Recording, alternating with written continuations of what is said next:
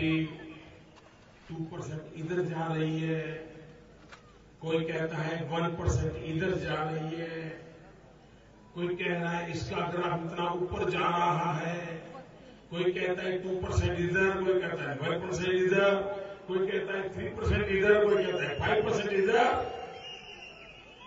ये पॉलिटिकल पंडितों को मैं कहता हूं कि आपके सारे अरिथमेटिक इस चुनाव में चलने वाला नहीं है। ये चुनाव अरिथमेटिक का नहीं है। इस चुनाव में 1+1 2 नहीं होना है। ये चुनाव तो 125 करोड़ पीपल के मन की केमिस्ट्री का चुनाव है, केमिस्ट्री का चुनाव है। और जिसमें 1+1 2 नहीं होता है, एक के बाजू में एक 11 हो जाता है। और इसलिए आप कल्पना कर सकते हो चिकमंगलुरु में इस चमचमाती धूप में ये लाखों लोगों का जनसागर, जहां मेरी नजर पहुंच रही है, माथे ही माथे नजर आ रहे हैं। भाइयों बहनों, हम कभी कल्पना नहीं कर सकते कि देश का मिजाज किस हद तक बदला है। भाइयों बहनों, मैं चिकमंगलुरु ने आज जो मुझे प्यार दिया है, आज जो मुझे आशीर्वाद दिए हैं,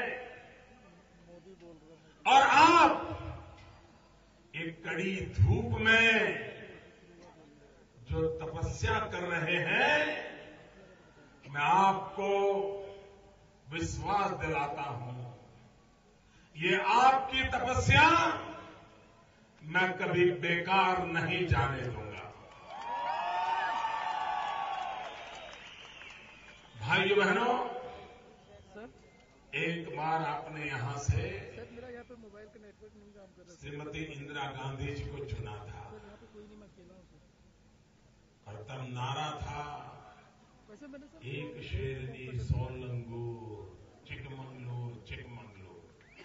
पता है, ये नई पीढ़ी के लोगों को मालूम नहीं होगा।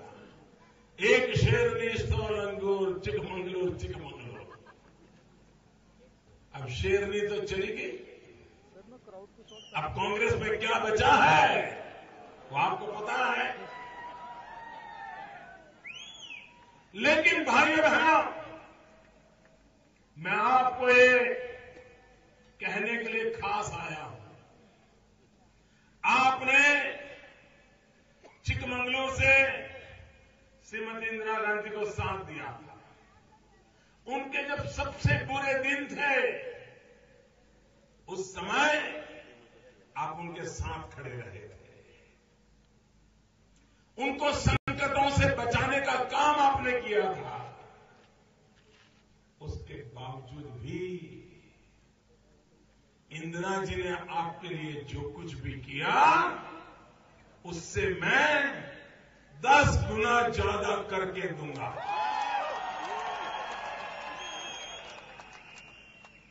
और आपको पता है उन्होंने क्या किया था। भाइयों बहनों, देश की जनता अब कांग्रेस को बराबर पहचान गई है। कांग्रेस का इतिहास, कांग्रेस के कारनामे, कांग्रेस के इरादे, ये देश अब भली भांति जानता है। कांग्रेस के वादे सुन सुन करके देश तंग आ चुका है। अब देश को कांग्रेस के वादे में भरोसा नहीं है, कांग्रेस को तो इरादे चाहिए देश को। भाइयों, कांग्रेस के पास इरादे नहीं है, देश को इरादा चाहिए, वादे नहीं चाहिए।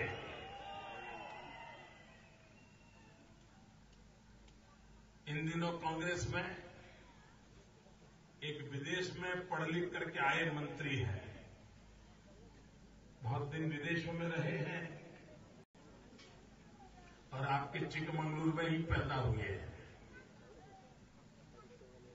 और उन पर विदेश इतना छाया हुआ है तो आकर के कहते हैं दुनिया में हिंदुस्तान डर्टीएस्ट है, हिंदुस्तान फिल्थीएस्ट है।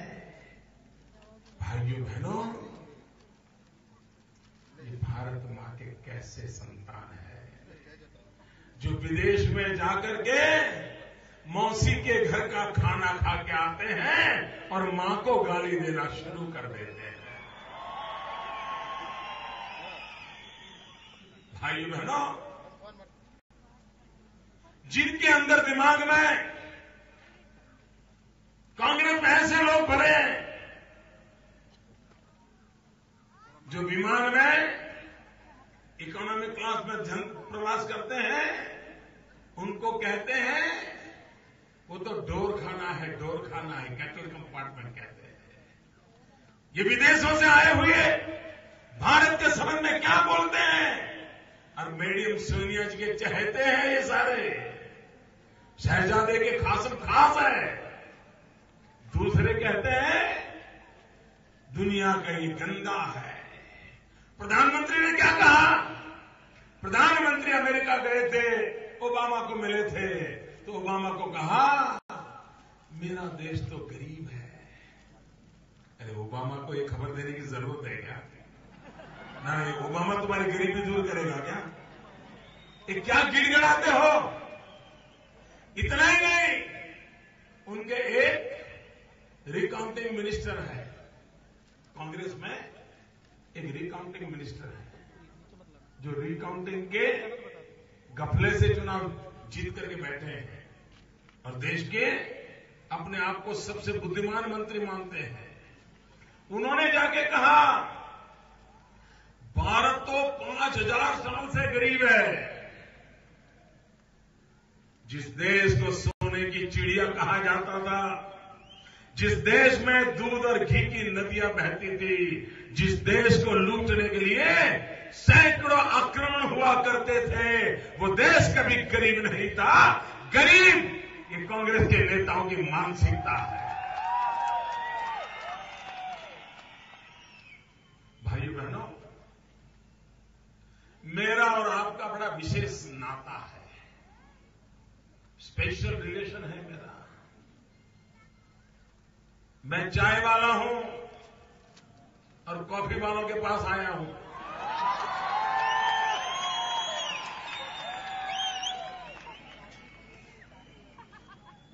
और हमारे देश में कोई चाय बोलता है तो तुरंत साथ चाय और कॉफी बोलता है, कोई कॉफी बोलता है तो कॉफी के साथ चाय बोलता है। ये दोनों जुड़वा बहनें हैं और चाय और कॉफी भारत के अंदर हर मेहमान के स्वागत के लिए हमेशा तैयार रहती हैं। ऐसी कॉफी की भूमि में आज मैं आया हूं। भाइयों बहनों, अगर दिल्ली में बैठी हुई सरकार में दम होता, उसको अगर ग्लोबल इकोनॉमी क्या होती है, दुनिया में चिकमंगलुरु की कॉफी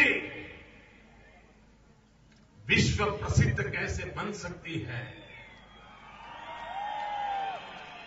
इसकी थोड़ी सी समझ होती ना, थोड़ी सी, तो भाइयों बहनों, आज दुनिया हमारी कॉफी के लिए तरसती होती, तड़पती होती, लेकिन उन्होंने मार्केटिंग का काम नहीं किया।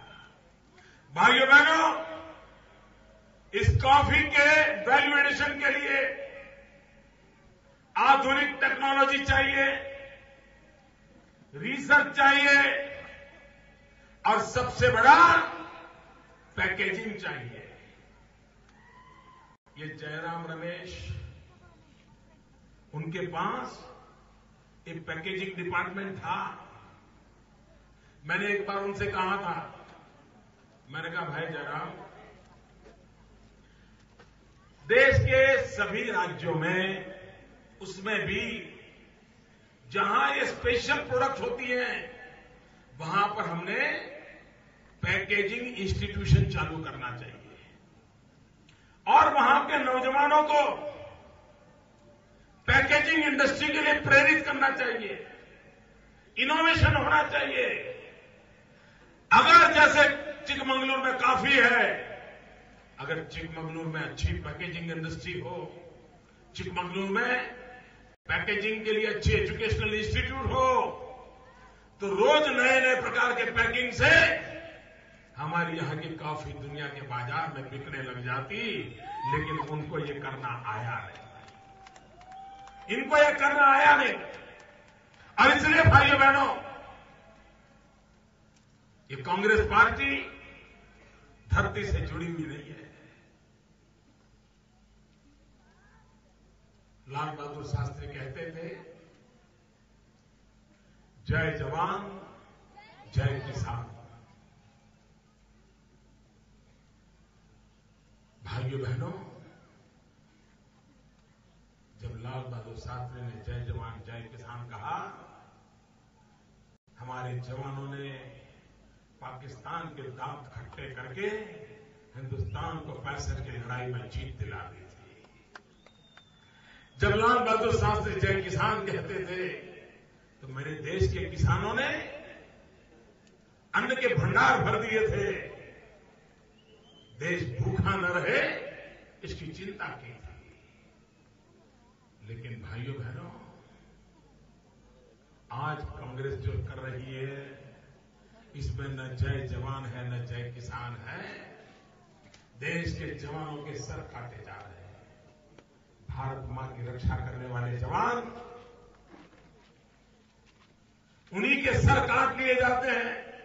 आतंकवादी आए दिन, माओवादी आए दिन सेना के जवानों को मार रहे हैं, सुरक्षा बलों की जिंदगी तबाह कर रहे हैं। और दूसरी तरफ युद्ध के मैदान में जितने जवान मरे हैं, आतंकवादियों की गोलियों से जितने जवान मरे हैं, उससे ज्यादा मेरे देश के किसान आत्महत्या करने के लिए मजबूर हुए। भाइयों बहनों, जिस देश में लाखों की तादाद में किसान आत्महत्या करते हो, जिस देश में देश की रक्षा करने वाला जवान सुरक्षित न हो, उस देश में अब कहना पड़ेगा, कांग्रेस का नारा जय जवान जय किसान नहीं, कांग्रेस का नारा है मर जवान मर किसान।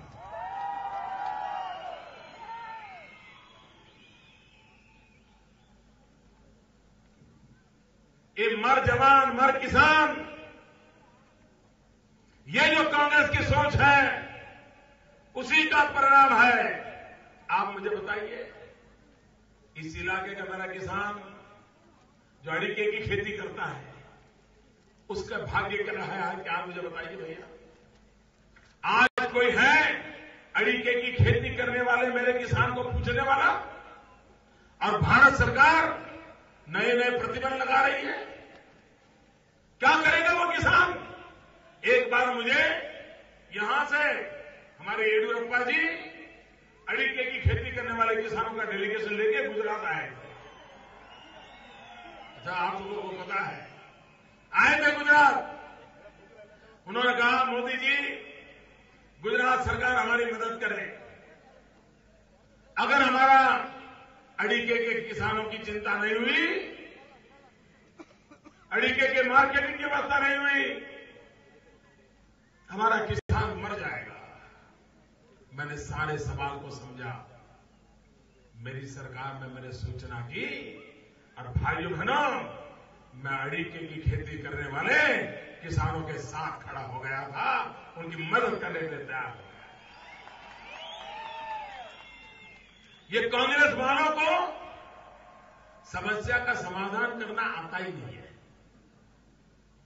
उनकी राजनीति ही समस्याओं को जन्म देकर के चलती है। भाइयों बहनों, हमारे पूर्वजों की दीर्घ दृष्टि देखिए, उनमें कितनी सोच थी। जब उन्होंने सोचा होगा कि जो अड़ीके की खेती करता है वो किसान का क्या होगा, तो उस समय हमारे पूर्वजों ने अड़ीके को पूजा के अंदर एक महत्वपूर्ण स्थान दे दिया। अड़ीके के बिना पूजा होती ही नहीं है, सुपारी के बिना पूजा होती नहीं, और पूजा के माध्यम से पूरे हिंदुस्तान में अड़ीके का मार्केट खड़ा कर दिया था हमारे पूर्वजों ने। पूरा देश अड़ीके खरीदने लग गया था। जो दीर्घदृष्टा होते हैं, विजनरी होते हैं, वो समाज जीवन में कैसी चिंता करते हैं, इसका ये उत्तम उदाहरण है। भाइयों बहनों, आज देश का मिजाज बदला हुआ है। देश को दो बातों की ओर देश आज मांग कर रहा है। देश को सुशासन चाहिए, गुड गवर्नेंस चाहिए, देश को डेवलपमेंट चाहिए। और भाइयों बहनों, मैं आपको विश्वास दिलाने आया हूं, मैं इन दो मुद्दों पर ही काम करना चाहता हूं।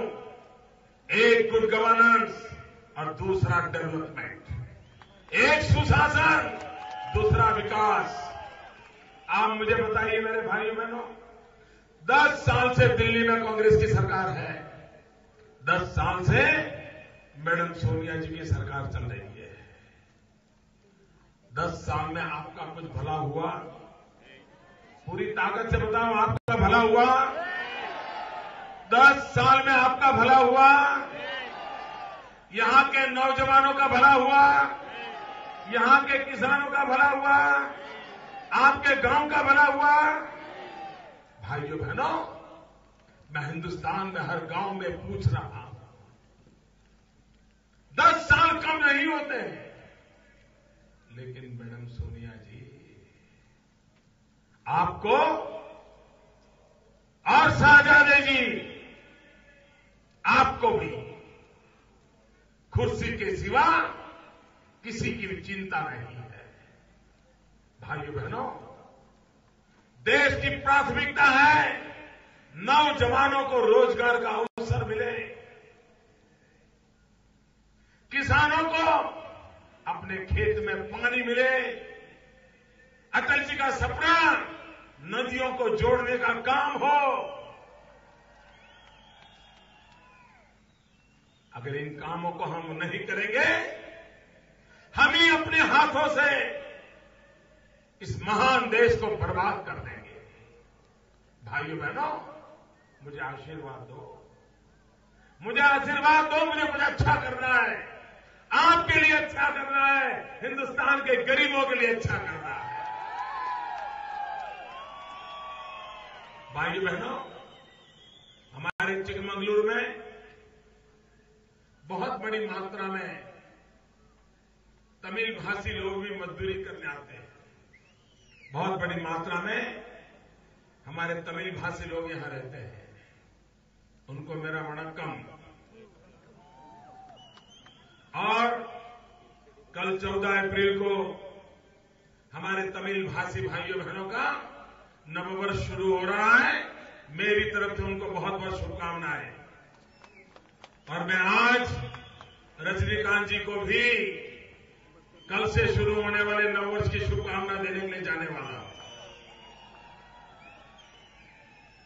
भाइयों बहनों,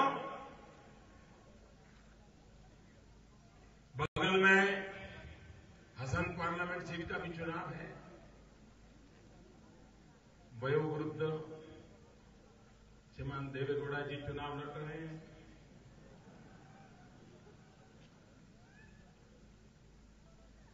अभी एक जगह पे मैं जाके आया, उनके सुपुत्र चुनाव लड़ रहे हैं, यहां देवेगौड़ा जी लड़ रहे हैं।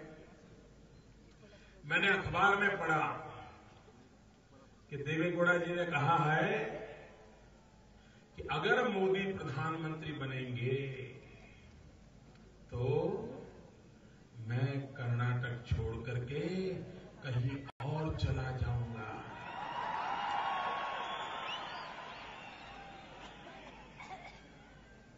देवेगौड़ा जी, आपकी क्या मजबूरी है, क्या मुसीबत है, ये तो मुझे पता नहीं है, लेकिन आप हमारे पिता के बराबर हैं। हम तो आपके सामने छोटे बालक हैं। आप देश के प्रधानमंत्री रह चुके हैं, आप किसान हैं। तो देवेगौड़ा जी, मैं आपसे आग्रह करता हूं, अगर आपको कर्नाटक छोड़ना ही है तो आप गुजरात आइए।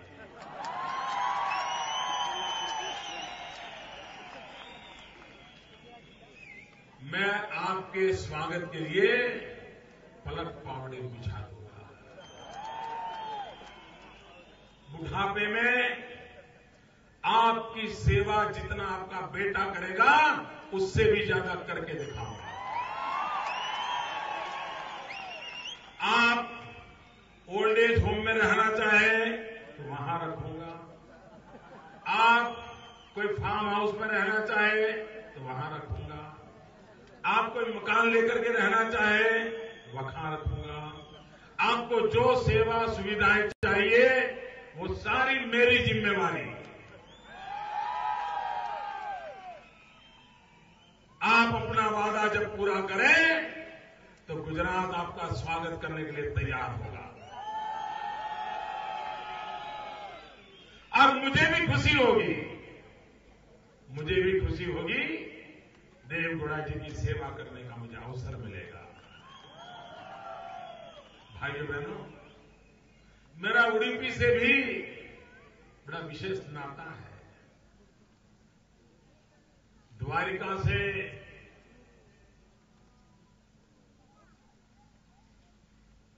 जो भगवान की मूर्ति आई वही तो उडुपी मंदिर में विराजमान है। इसलिए मेरा गुजरात का उडुपी के साथ भी विशेष नाता है। और पूज्य स्वामी विश्वेश्वर तीर्थ, उनके तो आशीर्वाद हमें बने रहते हैं। भाइयों बहनों, देश का भाग्य बदलने के लिए हमें दिल्ली में कैसी सरकार चाहिए? जरा मुझे बताइए ना, कैसी सरकार चाहिए? सब दूर से बताइए, कैसी सरकार चाहिए? कैसी सरकार चाहिए? कैसी सरकार चाहिए? अरे मेरे भाइयों बहनों, किसकी सरकार चाहिए ऐसा मैं नहीं पूछ रहा हूं। मैं पूछ रहा हूं कैसी सरकार चाहिए। आप मुझे बताइए, आपको अब दिल्ली में गूंगी बहरी सरकार चाहिए? जरा जोर से बोलिए, आपको गूंगी बहरी सरकार चाहिए? लूली लंगड़ी सरकार चाहिए? अपाहिज सरकार चाहिए? रिमोट कंट्रोल से चलने वाली सरकार चाहिए? मरी पड़ी सरकार चाहिए? विदेशियों से दबने वाली सरकार चाहिए? भाइयों बहनों, अब देश को मजबूत सरकार चाहिए। मजबूत सरकार, मजबूत इरादों वाली सरकार चाहिए। मजबूत कदम वाली सरकार चाहिए। देश को मजबूत बनाने के लिए सरकार चाहिए। और इसलिए पूरे देश में से मैं देशवासियों से प्रार्थना करता हूं कि आप इस बार भाजपा के 300 से ज्यादा कमल जिता करके दिल्ली भेजिए। कर्नाटक से भी सबकी सब सीटों पर से कमल खिला करके दिल्ली भेजिए। मेरे कर्नाटक के भाइयों बहनों, ये चुनाव ऐसा है, और मैं पॉलिटिकल साइंस का स्टूडेंट हूं, बड़ा हिसाब किताब लगा करके बोलता हूं। इस बार देश में कई राज्य ऐसे होंगे जिसमें कांग्रेस का खाता भी खुलने वाला नहीं है। और इस चुनाव में पूरे देश में कांग्रेस के पास एक भी राज्य उसको 2 डिजिट तक नहीं पहुंचाएगा, डबल डिजिट नहीं देख पाएंगे, वो सिंगल डिजिट में रह जाएंगे। एक राज्य नहीं होने वाला है। कांग्रेस के इतिहास में कांग्रेस की ऐसी सफाई कभी नहीं हुई है। भाइयों बहनों, मुझे आपके आशीर्वाद चाहिए। आपके सपने मेरे सपने हैं। आपके इलाके की समस्याएं ये मेरी समस्याएं। आपका भविष्य बनाना ये मेरी जिम्मेवारी है। और इसलिए भाइयों बहनों, आज मैं आपसे आशीर्वाद लेने आया हूं। हसन हो या चिकमंगलूर, पूरे कर्नाटक से भारतीय जनता पार्टी के कमल को विजयी बनाइए। भारत माता की, भारत माता की, भारत माता की।